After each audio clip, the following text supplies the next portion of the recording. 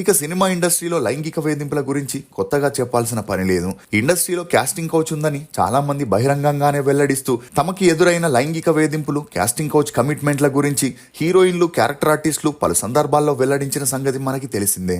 అయితే తాజాగా చెన్నైకి చెందిన సైకియాట్రిస్ట్ రమ్య మోహన్ తన సోషల్ మీడియా ఖాతాలో ఒక పోస్ట్ వేస్తూ హీరో విజయ్ సేతుపతిపై సంచలన ఆరోపణలు చేసింది. ఆ పోస్ట్లో విజయ్ సేతుపతి మత్తుమందుని తీసుకుంటూ కొత్తగా ఇండస్ట్రీకి వచ్చే అమ్మాయిలకి ఛాన్స్ల ఆశ చూపిస్తూ క్యారవాన్లో వారిని అనుభవించేందుకు 2 లక్షల్ని ఆఫర్ చేస్తూ చాలా మందిని వాడుకున్నాడని, అలాగే తన స్నేహితురాల్ని కూడా మత్తుమందుకి బానిస చేసి నెలల తరబడి ఆ అమ్మాయితో ఫిజికల్ సంబంధాన్ని కొనసాగించగా చివరికి ఆ అమ్మాయికి ఛాన్స్లు ఇవ్వక ఒక స్టేజ్లో మానసికంగా కృంగిపోయి అతను కూడా వదిలేయడంతో ఏం చేయాలో తెలియక బలవన్మరణానికి పాల్పడగా ఆమె తల్లి సరైన సమయానికి హాస్పిటల్లో చేర్పించడంతో బ్రతికి బయటపడిందని చెప్పుకొచ్చింది. కానీ మత్తుమందు అడిక్షన్ని వదులుకోకపోవడంతో ఆమె తల్లి తన దగ్గరికి తీసుకురాగా దాని నుండి విముక్తి పొందాలని, ఆమెకి తన సెంటర్లో ట్రీట్మెంట్ ఇస్తున్నానని, ఆ అమ్మాయికి విజయ్ సేతుపతి వల్ల జరిగిన అన్యాయాన్ని తనకి చెప్పగా అది తట్టుకోలేక ఈ పోస్ట్ని వేస్తున్నానని, అమ్మాయిల జీవితంతో ఆడుకునే ఇలాంటి హీరోలని జనాలు దేవుళ్లాగా భావించొద్దని చెప్పడంతో ఈ న్యూస్ ఇప్పుడు అన్ని చోట్ల హల్చల్ అవుతుంది.